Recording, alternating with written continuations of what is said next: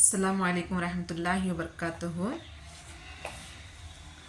कुरान करीम के 11वें पारे में सूरह यूनुस के चौथे रुकू में आयत नंबर 13 में अल्लाह ताला का इरशाद है। अल्लाह ताला इरशाद फरमाते हैं, उनसे पूछो तो वो कौन है जो तुमको आसमान और ज़मीन से रोज़ी देता है। वो कौन है जो तुम्हारे कानों और आँखों पर पूरा अख्तियार रखता है। वो कौन है जो जानदार को बेजान से निकालता है और बेजान को जानदार से निकालता है। वो कौन है जो तमाम कामों की तदबीर करता है। तो जवाब में यही कहेंगे कि अल्लाह। तो उनसे कहो कि फिर तुम खुदा से क्यों नहीं डरते। अल्लाह ताला ख़ुद सवाल कर रहा है कि इन पेट पुजारियों से पूछो, खुदा की मखलूक को पूजने और पुजवाने वालों से पूछो, नज़रो नियाज हलवा मलिदा शरबत और खिचड़ा खाने और खिलाने वालों से पूछो कि आसमान से पानी कौन बरसता है। तो जवाब में कहेंगे अल्लाह। अल्लाह ताला अगर बारिश का बरसाना बंद कर दे तो दूसरा कोई है जो बारिश बरसा दे। कोई जलाल शाह, कमाल शाह, ज़ाहिर शाह, बातिन शाह, रोशन शाह, या अंधेरा शाह, या गैन शाह, या दादल शाह, या यतीम शाह, या अमीर शाह, मटके शाह या पत्ते शाह, छोटा पीर या बड़ा पीर, फरिश्ते या जिन या शैतान या खुदा की कोई मखलूक में से कोई है जो बारिश को बरसा दे। जब बारिश बंद हो जाती है तो मुसलमान लोग जगह जगह अजानें देना और शहर या कब्सा या देहात को छोड़कर जंगलों में नमाजें पढ़कर खुदा से गिड़गिड़ाकर दुआएं मांगते रहते हैं और गैर मुस्लिम लोग राम धन करने लगते हैं। उस वक्त मुसलमान हो या गैर मुस्लिम जिन जिन को पुकारते और पूछते हैं, इन सब को भूल जाते हैं और एक अकेला खुदा ही याद आने लगता है। इस वक्त पीर पैगंबर सब को भूल जाते हैं और जब बारिश बेहतरीन तरीक़े से हो जाए तो नज़रो नियाज हलवा मालिदा खुदा को छोड़कर दूसरों को चढ़ाते हैं। इससे बढ़कर जिहालत किस चीज़ का नाम है। पूछो कि ज़मीन से रोज़ी कौन देता है। खेती और दरख्त, फल फूल, मेवे वगैरह ज़मीन से कौन उगाता है। तो जवाब में कहेंगे कि अल्लाह। तो फिर जिनकी आप आह भर रहे हैं, जिनकी आप दुआएं दे रहे हैं, जिनकी पूजा पाठ कर रहे हैं,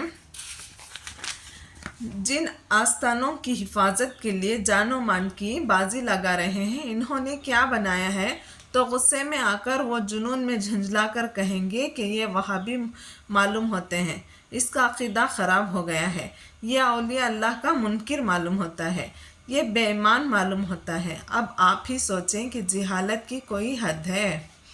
अल्लाह ताला फरमाता है कि इन अक्ल के अंधों से पूछो कि तुम्हारे कानों पर किसका अख्तियार है। अगर समाज छीन ली जाए तो दूसरा कोई दे सकता है और तुम्हारी आंखों की रोशनी की इख्तियार में है। अगर वो अंधा कर दे तो दूसरा कोई रोशनी दे सकता है। और वो कौन है जो मुर्दे को ज़िंदे से और ज़िंदे को मुर्दे से पैदा करता है। तमाम जहां का निज़ाम किसके हाथ में है।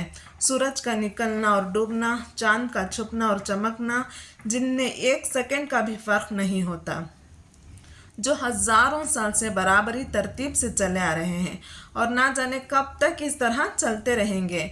ये सारों कारोबार और ये सारा निज़ाम किसके बस में है।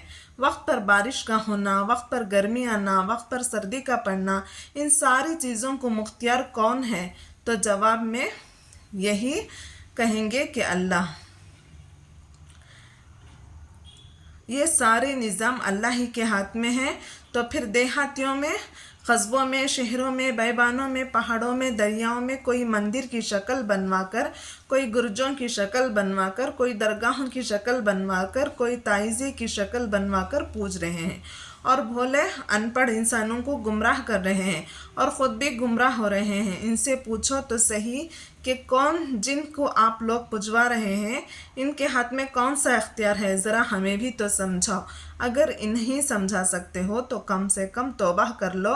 क्यों खामोखा जहालत में फंस कर अपनी आखिरत बर्बाद करते हो और दूसरों को ईमान का मल्यामट करते हो। कुरान करीम के 21वें पारे में सूरह अनकबूत के 6ठे रुकू में आयत नंबर 23 में अल्लाह ताला इरशाद फरमाता है, इनसे पूछो तो किसने आसमान से पानी बरसाया और किसने मुर्दा ज़मीन को ज़िंदा कर दिया। वो जवाब में यही कहेंगे कि अल्लाह। कहो अल्हम्दुलिल्लाह। मगर अक्सर लोग समझते ही नहीं। अल्लाह ताला हम सब को शिर्क करने से حفاظت کرے، اللہ تعالی ہمیں اپنے حفظ و امان میں رکھے، آمین، جزاک اللہ۔